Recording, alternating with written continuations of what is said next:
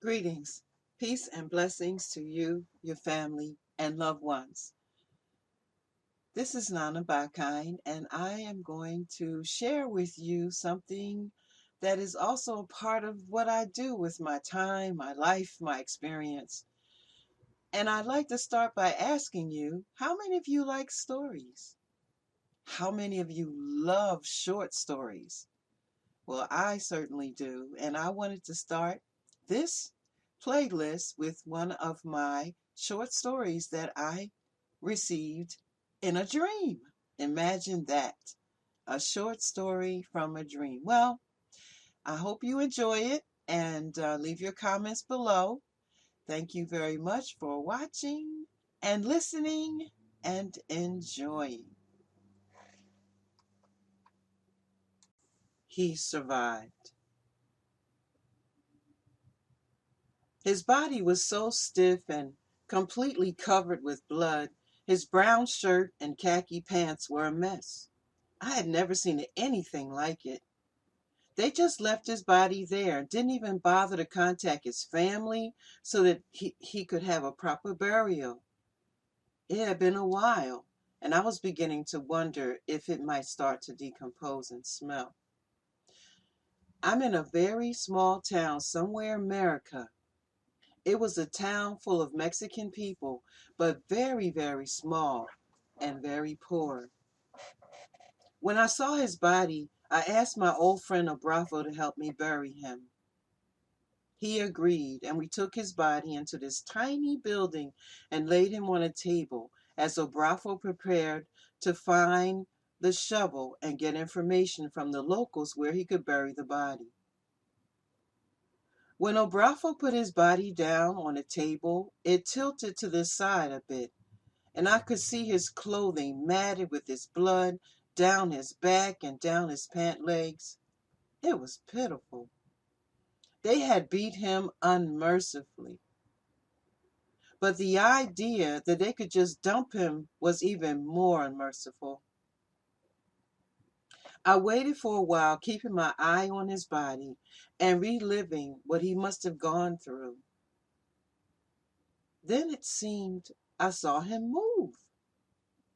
Wait, how is that possible? He moved his left leg and then his right. I was completely startled. I gasped, and a flood of feelings from all over came rushing to the surface. How could this be? It didn't frighten me, it amazed me. I was astonished. It was unbelievable. Then I thought, my mind must be playing tricks on me. He couldn't be moving. That's impossible. Then he moved again, all over. This time his entire body moved, and he seemed to want to get up. No, Micah, don't move. You can't get up. Be still. Stay there. I will call Bravo. He will take you from the table and look after you. Don't move, I call out. Oh, Bravo, come here. Come quickly. Luckily, he had just left a few moments ago, and he hadn't gone too far. He rushed back. Oh, Bravo, he's not dead. He just moved. I saw him. Really? Are you sure you saw that? He seemed pretty dead to me, Bravo said. I know. It might sound crazy. I might sound crazy, but he moved. I saw him move. He tried to get up. Well, if he did, he better stay put after a beating like that. He can't be moving around. Are you sure? Yes, come here and see for yourself. Bravo came back into the building, and he saw for himself. Micah was alive and attempting to move, but he was out of it and he could barely move. Yo, man, don't move. Stay still. Let me get you off that table. Bravo took him off the table and laid Micah on a flat bed that was nearby. His face was so swollen. He was almost unrecognizable, but I knew who he was. He lay there for a few seconds, and from his left eye a mucousy tear welled up. It was so thick and full of blood and could barely fall from his swollen eye. That eye was so badly damaged, I doubt if he had any vision in it. I felt this warm sensation go all over my body. It was coming from him. It was a sensation of gratitude and appreciation that you can only feel from someone who is so filled up that you saved their life. Micah, don't cry. We're going to take care of you. Don't worry. You will be safe now. It was strange, though, because he began to recover really quickly. He wasn't talking and he wasn't terribly wounded, but he was able to sit up, and in a little bit he was able to stand. It was amazing and sad as well. Look, man, be careful. We're going to clean you up, get you some new clothes, and get you taken care of. You don't have to get up right now. Take your time. Take it easy, Obrafo says. Obrafo, we need to be careful too. If they find out that he survived, they may come back and try to kill him for sure next time. You're right. We better think this one through. One thing for sure, I say, we better watch who comes near him, because one of these people may know what happened to him and start to talk, and before you know it, they'll be back. Good thing you didn't get a chance to ask anybody for a shovel or a place to bury him. Yeah, that's for sure. Plus, it would probably freak these folks out if they knew he came back from the dead. Yeah, let's just say he was in a terrible accident, I respond. That's a good idea, Obrafo says. We can probably get some help getting him back on his feet if we say that as well. We certainly can't tell these folks what really happened. I turn to Micah and say, listen, Micah, we're going to make sure that you're okay. But you have to be very, very careful who you associate with.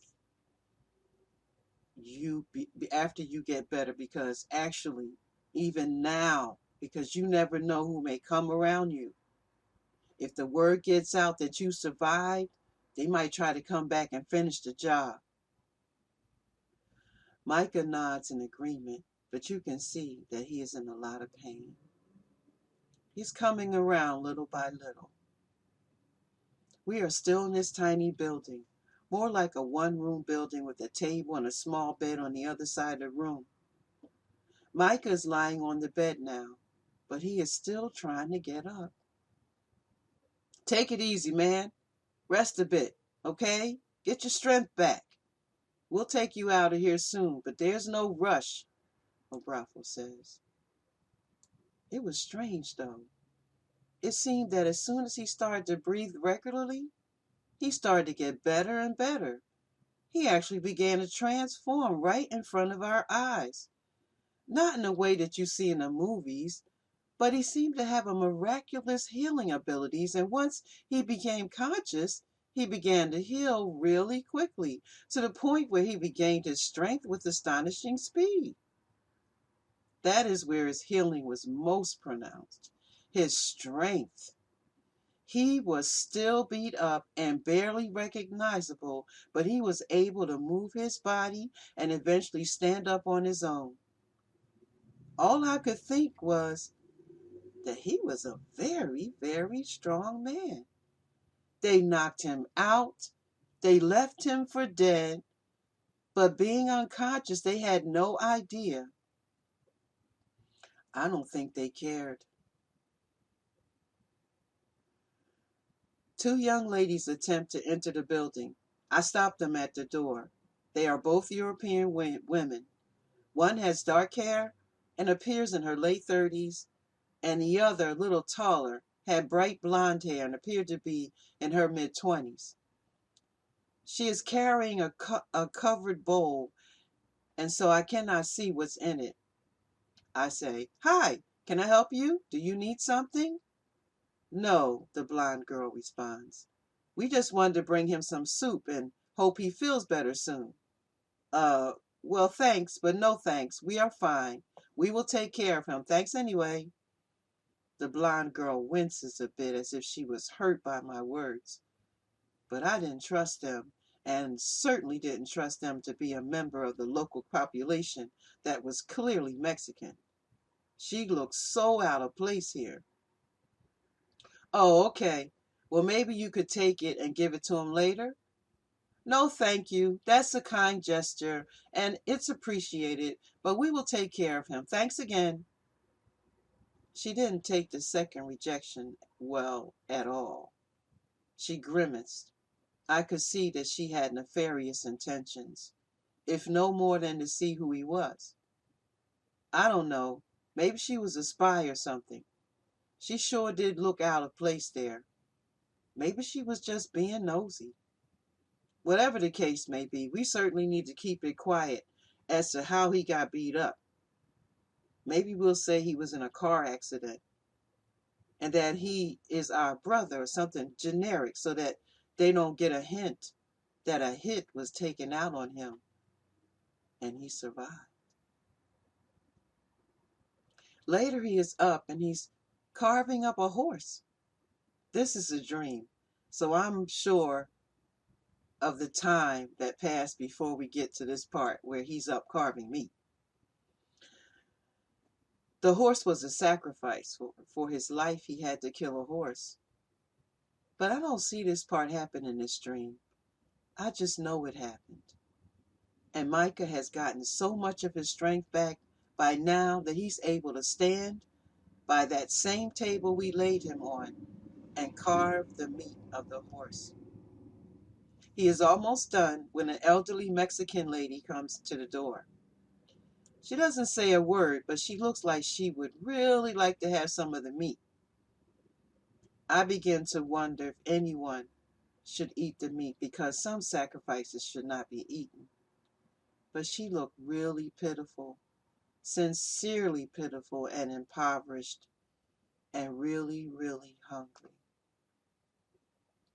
Micah didn't see her at first, as he was busy carving the meat and was nearly done. He looked up to see her, and he initially hesitated to give her any of the meat. He knew what she wanted, even though she didn't say a word to us. He kept carving and was carving the meat from the head of the horse. He was putting the meat in a large bowl to the side of the table. He looks up again, and this time he reached into the bowl and gave the woman a couple of pieces of meat.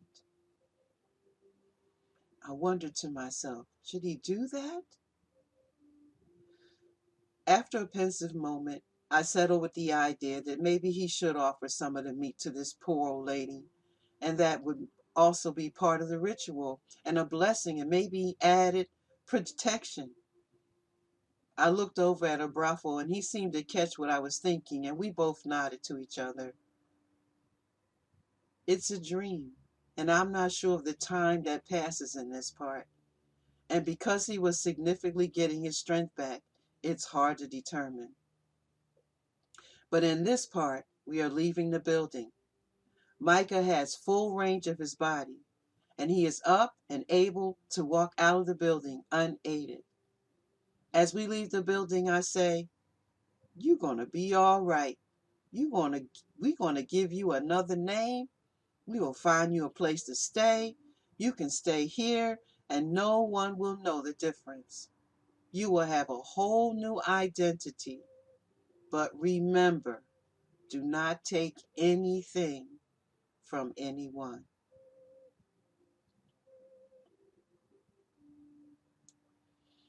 I have very interesting dreams. I do a lot of traveling in them and take on many different characters. I am not sure if I was myself or some other character, but Abrafa was definitely himself.